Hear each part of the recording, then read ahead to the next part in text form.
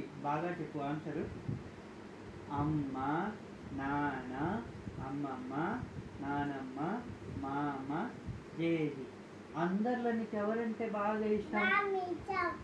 మామ ఇష్టమా? మళ్ళీ చెప్పు. అమ్మ, నాన్న, అమ్మమ్మ, నానమ్మ, మామ, జేజి. ఎవరంటే ఎక్కువ ఇష్టం?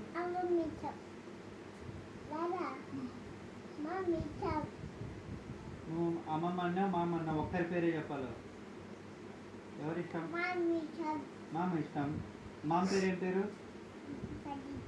గాయ్. మామ పేరు?